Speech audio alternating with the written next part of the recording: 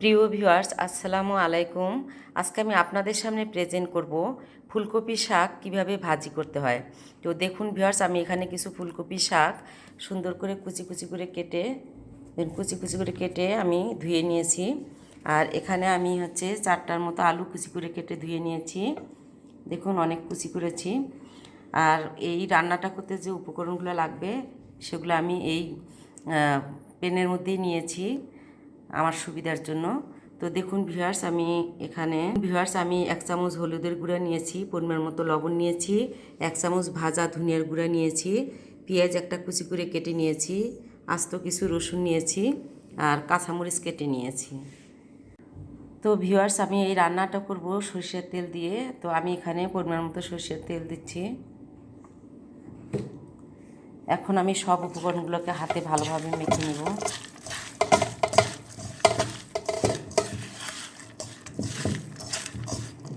এটাকে ভালোভাবে হাতে মেখে নিতে হবে।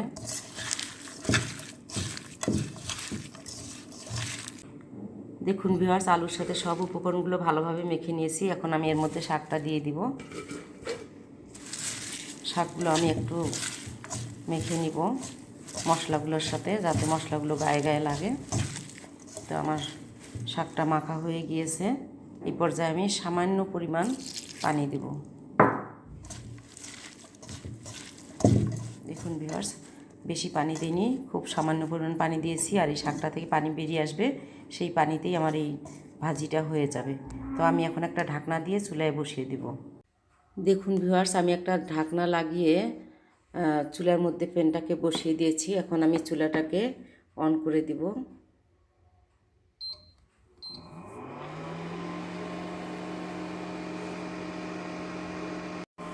দেখুন ভিউয়ার্স, আমি ঢাকনাটাকে একটু তুলে নিলাম। দেখুন ভিউয়ার্স, শাকটা থেকে পানি বেরিয়ে আসছে। এই পানিটাতেই শাকটা সিদ্ধ হবে। তো আমি একটু নেড়ে চেড়ে দিলাম। এখন ঢাকনা লাগিয়ে আরও কিছুক্ষণ রাখবো, পানিটা শুকিয়ে যাওয়া পর্যন্ত। দেখুন ভিউয়ার্স, আমি ঢাকনাটাকে তুলে নিব। দেখুন ভিউয়ার্স, আমার ভাজিটা হয়ে আসছে, কোনো পানি নেই, পানি শুকিয়ে আসছে। এই পর্যায়ে আমি ধনিয়া পাতা কুচি করে কেটে রেখেছিলাম, ধনিয়া পাতা দিয়ে দিব। আমার ভাজিটা হয়ে গেছে, আমি চুলাটাকে অফ করে দিই। এখন আমি আপনাদেরকে পরিবেশন করে দেখাবো।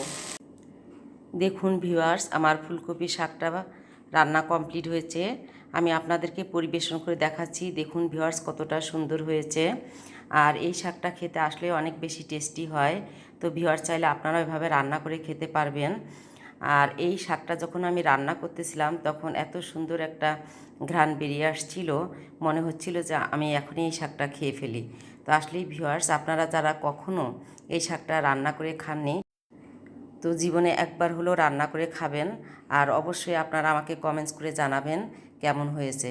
তো ভিউয়ার্স, যারা এখনও আমার ইউটিউব চ্যানেলটিতে সাবস্ক্রাইব করেননি, প্লিজ আপনারা সাবস্ক্রাইব করবেন, লাইক দিবেন, কমেন্টস করবেন এবং শেয়ার করবেন।